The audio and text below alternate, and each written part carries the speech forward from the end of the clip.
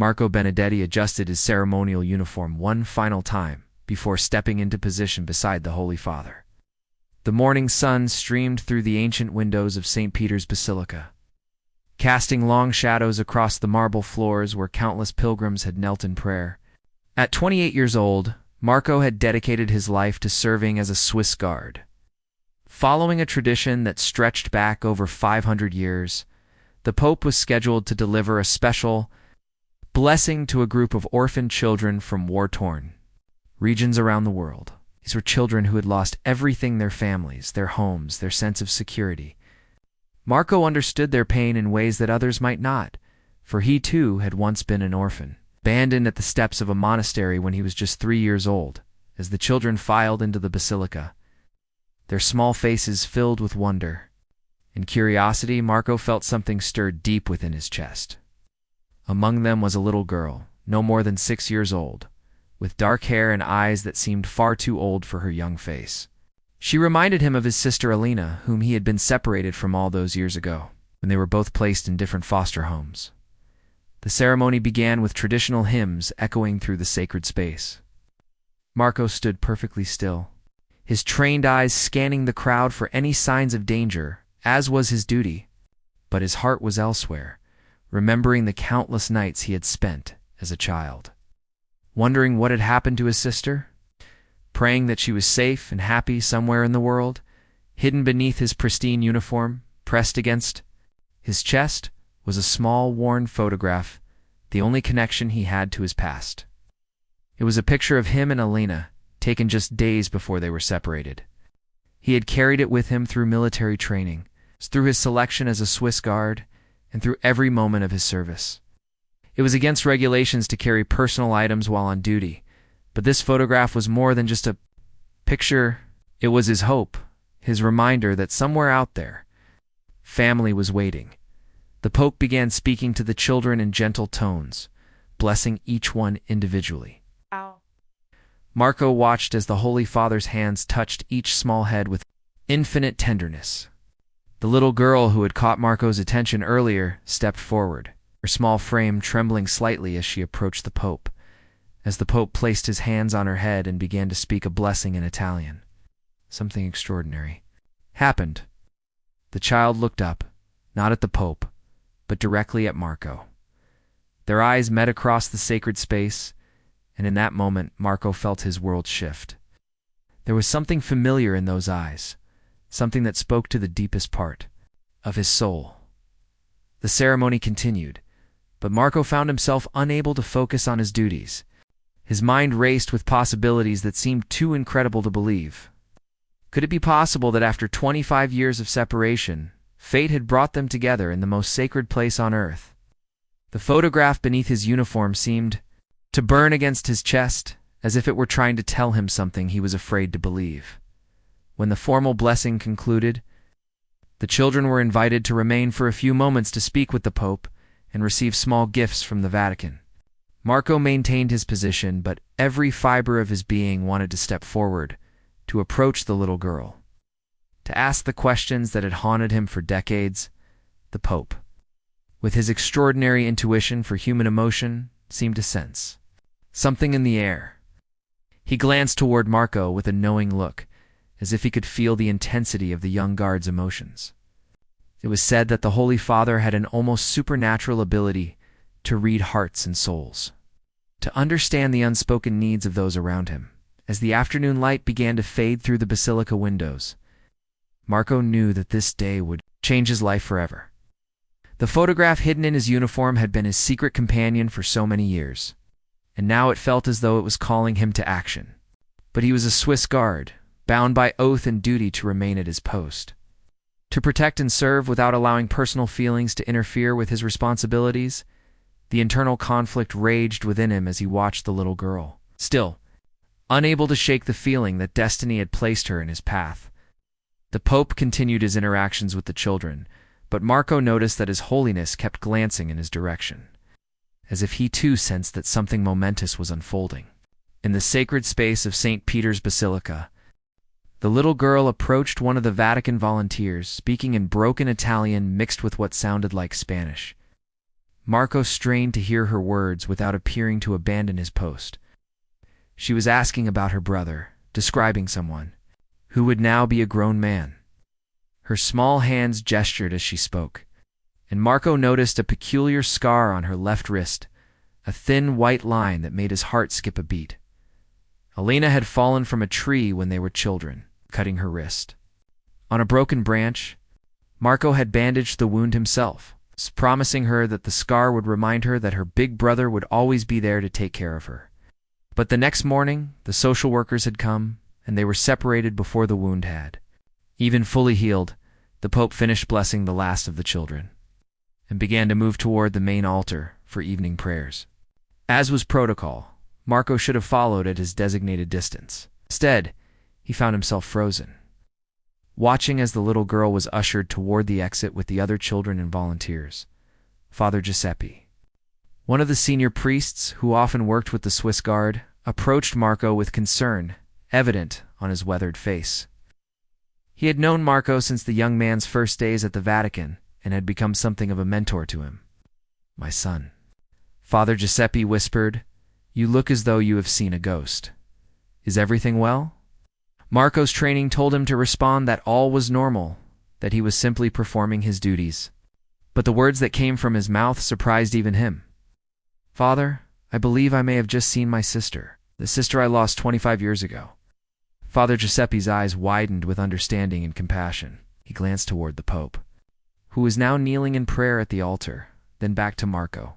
"The photograph you carry," he said quietly. "The one you think no one knows about."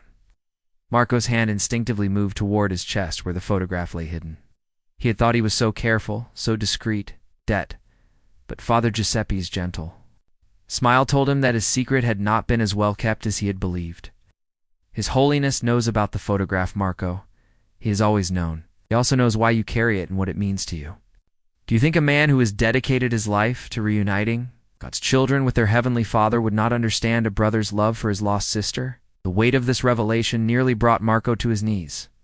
The Pope knew about his violation of protocol and had said nothing, had allowed him to carry his hope against his chest all these years. It was an act of compassion that spoke to the very heart of what made this man worthy of his sacred office. "What should I do, Father?" Marco asked, his voice barely audible in the vast space of the basilica. Before Father Giuseppe could answer, one of the volunteers approached them, slightly out of breath from hurrying. She was an elderly woman named Sister Maria, who had been coordinating the care of the orphan children during their visit to Vatican City. "Excuse me," she said, addressing both men. "One of the children, little Alina, is asking about the guard, who is standing beside the Holy Father.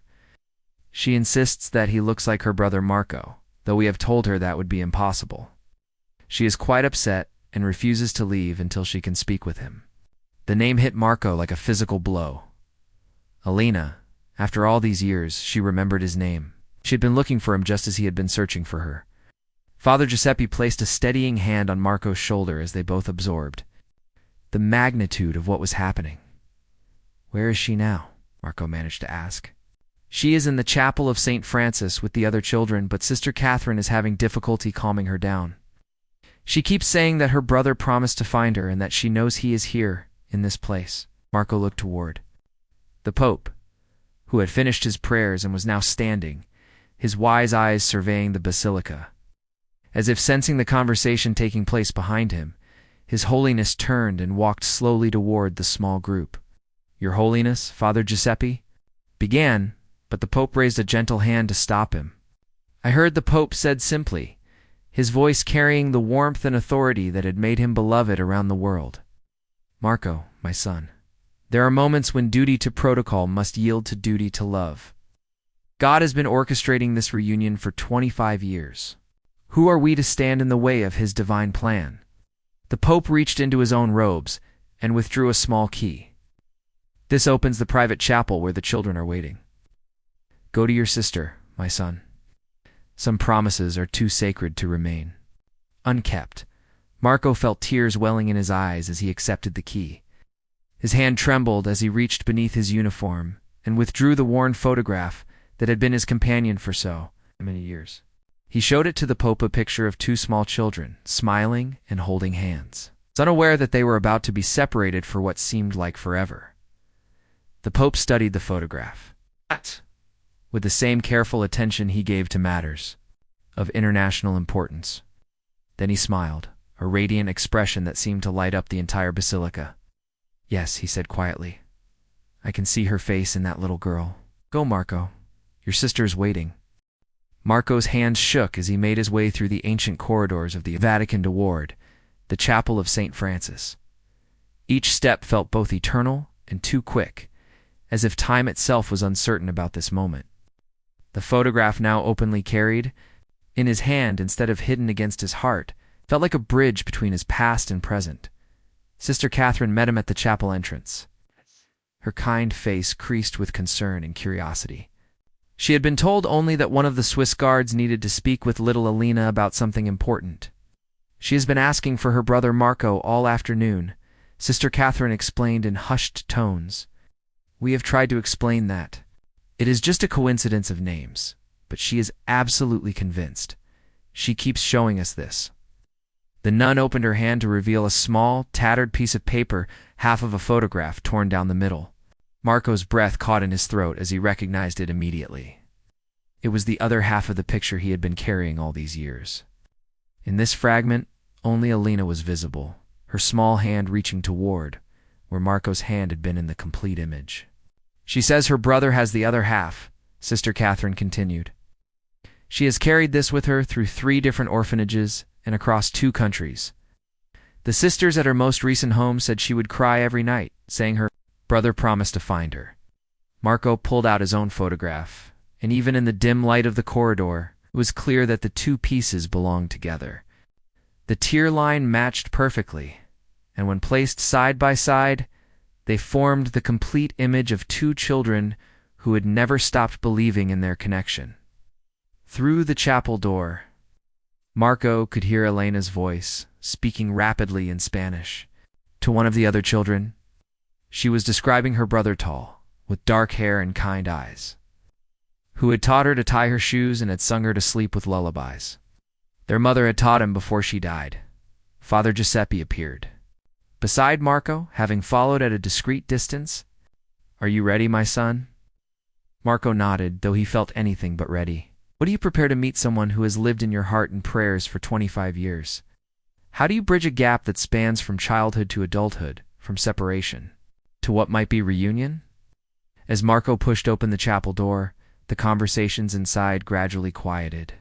Alina was sitting in the front pew, turned toward the other children, animatedly telling them about the guards she had seen during the blessing ceremony. When she heard the door open, she turned around and time seemed to stop. For a long moment, brother and sister simply stared at each other across the sacred space. Alina, now 6 years old, but carrying the weight of years spent in institutional care, studied Marco's face with the intensity of someone who had memorized every detail of a half-remembered dream. Marco saw in her features the echo of the little girl he had lost, but also someone who had grown and changed in ways he could never have imagined. Alina stood slowly, her small frame seeming even tinier in the vast chapel. She walked toward Marco with careful, measured steps, as if she was afraid that moving too quickly might cause this vision to disappear. When she was close enough to touch him, she stopped and whispered a single word in Spanish. "Marco." "Alina soy de hermano." "Yes, Alina, I am your brother." The photograph in Marco's hand fluttered to the floor as Alina launched herself into his arms. 25 years of separation, of wondering, of praying, of hoping, collapsed into a single moment of pure recognition and love. Marco held his sister, as if he could somehow make up for every bedtime story he had missed, every scraped knee he had not been there to bandage, every birthday he had not been able to celebrate with her. Alina pulled back to look at his face, her small hands touching his cheeks as if to confirm that he was real. "You grew so tall," she said, in her mixture of Spanish and Italian, "but your eyes are the same. I remembered your eyes." "And you still have the scar," Marco replied, gently touching the thin white line on her wrist. "I told you it would remind you that I would always love you." The other children and volunteers in the chapel watched in silent amazement as the reunion unfolded before them. Sister Catherine wiped tears from her eyes, while Father Giuseppe offered quiet prayers of thanksgiving. For the miracle they were witnessing, Alina reached into her small backpack and pulled out the torn half of the photograph. "I knew you would have the other piece," she said, with the absolute certainty that only children possess. "I told everyone that my brother Marco would find me, and they said I was dreaming. But I knew you were real." Marco knelt down to Elena's level and placed the two halves of the photograph together on the chapel floor. The image of their younger selves, hands clasped and smiling, seemed to shimmer in the candlelight of the sacred space. "I never stopped looking for you," Marco whispered. "Every day I prayed that God would bring us back together. I became a Swiss Guard partly because I hoped that serving him would help me find you." Alina nodded solemnly, as if this made perfect sense to her young mind. "I prayed too. Every night I asked the angels to tell you where I was. I guess they finally listened." As brother and sister held each other in the chapel of St. Francis, the practical realities of their situation began to settle around them like gentle rain. Lena was part of a group of orphaned children who were scheduled to return to their respective homes and institutions the following morning. Marco was bound by his oath as a Swiss Guard, with duties and responsibilities that extended far beyond his personal desires. Sister Catherine approached them carefully, not wanting to intrude on their precious reunion, but knowing that certain conversations needed to happen. "Alina," she said gently, "we need to talk about tomorrow." The little girl's grip on Marco's uniform tightened immediately. "No," she said firmly, switching to Spanish in her distress. "Ami, separan otra vez, no again. I won't be separated." Again, Marco felt his heart break at the fear in his sister's voice. He looked up at Sister Catherine with desperate eyes. "What are her circumstances? Where has she been living?" "She has been at Casa de Los Angeles, an orphanage in Madrid," Sister Catherine explained. "It is a good facility, but overcrowded. Alina has been there for 2 years, since she was relocated from Barcelona. Before that, she was in 3 different foster homes that ... did not work out." The careful way Sister Catherine phrased this told Marco everything he needed to know about his sister's difficult journey through the system. His jaw tightened with protective anger at the thought of Alina being passed from place to place, never finding the stability and love that every child deserved. Father Giuseppe joined the conversation, his presence bringing a sense of calm authority to the emotionally charged situation. "There may be options we have not yet considered," he said thoughtfully, "but we will need to involve His Holiness in any decisions that affect both of your futures." As if summoned by the mention of his name, the Pope appeared in the chapel doorway. He moved with quiet dignity toward the small group, his eyes taking in the scene with deep understanding. The other children in the chapel seemed to sense his presence and fell into respectful silence. "Your Holiness," Marco began to stand, but the Pope gestured for him to remain seated with Alina. "Please," the Pope said, settling himself into the pew across from them. "I would like to hear Elena's story, if she is willing to share it." Elena looked between Marco and the Pope, then seemed to make a decision that reflected wisdom far beyond her 6 years. Speaking in a mixture of Spanish, Italian, and the few English words she had learned, she began to tell her story. She had been taken from Marco when she was barely walking, too young to understand why her brother was not coming with her. She remembered bits and pieces of their time together, Marco singing to her, teaching her to count, promising that he would always protect her. When she was old enough to ask questions, the adults in her life had told her that her brother was probably adopted by a family far away, that she should forget about him and focus on making new connections. But Alina had refused to forget. In every foster home, in every institution, she had told her story to anyone who would listen. She described her brother Marco, kept the torn photograph as proof of his existence, and maintained an unwavering belief that they would be reunited someday. "The other children think I am foolish," Alina said, glancing toward her companions who were listening with rapt attention. "They say families do not come back. But I knew Marco was different. I knew he would keep his promise." The Pope listened to every word with the intense focus he typically reserved for matters of international diplomacy. When Alina finished her account, he sat in contemplative silence for several minutes. "Marco," the Pope finally said, "tell me about your dreams for the future." The question caught Marco off guard. As a Swiss guard, his life was dedicated to service, to protecting the Holy See and maintaining the ancient traditions of his office. Personal dreams had seemed like luxuries he could not afford. "I've always dreamed of finding Alina," Marco said honestly. "Beyond that, I suppose I hope to serve God faithfully and to honor the memory of our parents who died when we were so young. And if you could design a perfect life for yourself and your sister, what would it look like?" Marco glanced down at Alina, who was watching him with complete trust and attention. "I would want her to have stability, education, love. I would want her to know that she is cherished and that she has a family who will never abandon her again. As for myself, I would want to continue serving God, but in a way that allows me to be the brother she needs." The Pope nodded slowly, as if Marco's answer confirmed something he had already suspected. "Alina, what do you want most in the world?" "I want to stay with Marco," she answered immediately. "I want to learn to read better so I can help him with important things. I want to have a real family again." The Pope stood and walked to the altar of the small chapel, where a statue of St. Francis stood with arms outstretched in blessing. He remained there for several minutes, and Marco could see his lips moving in what appeared to be silent prayer. When he returned, there was a sense of decision in his bearing. "I believe," he said carefully, "that God has orchestrated this reunion. For purposes that extend beyond coincidence, Marco, you have served faithfully as a Swiss guard. But I sense that your true calling may be different from what we initially envisioned." Marco felt his pulse quicken as he sensed that his entire life was about to change direction. The Pope's words hung in the air of the chapel like incense, sacred and transformative. Marco felt Elena's small hand slip into his as they waited to understand what His Holiness was proposing. "The Vatican has many needs beyond the traditional roles of the Swiss Guard," the Pope continued, his voice gentle but filled with purpose.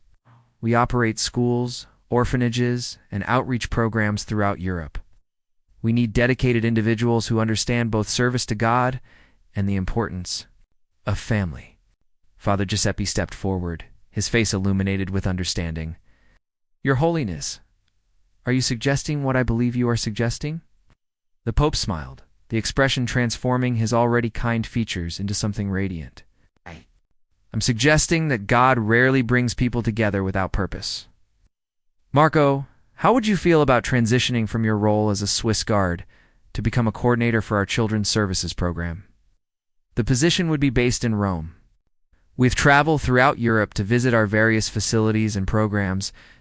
Marco felt his world shift on its axis. The possibility of continuing to serve God while also being present in Elena's life seemed too wonderful to be real.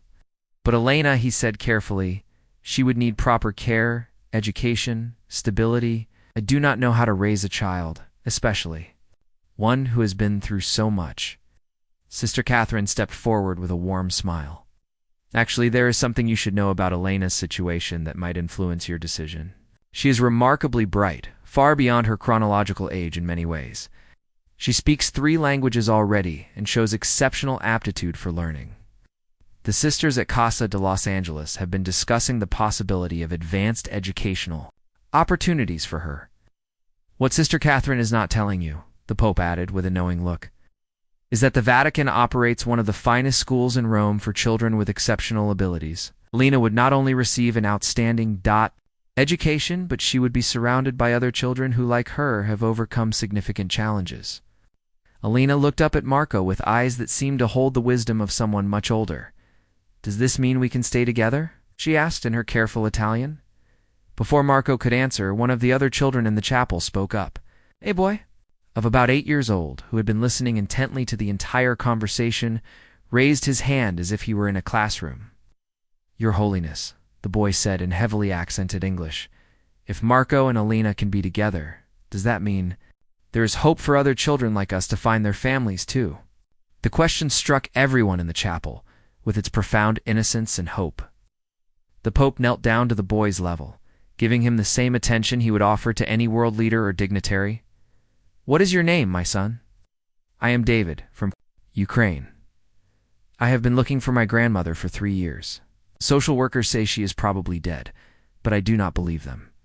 The Pope looked around the chapel at the other children, seeing in their faces the same mixture of hope and loss that had marked Elena's expression when she first spotted Marco during the blessing ceremony. "Children," the Pope said, addressing the entire group. "What you are witnessing today is not just about Marco and Elena. It is about the power of never giving up hope, of believing that love can overcome any obstacle. Each of you has a story. Each of you has people who love you, even if you have not found them yet." He stood and walked to the center of the chapel, his presence commanding attention from every person in the room.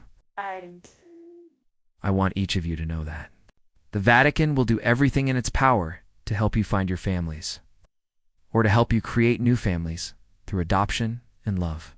Marco's new position will include working specifically on reunification efforts for children like yourselves." The transformation in the chapel was immediate and electric.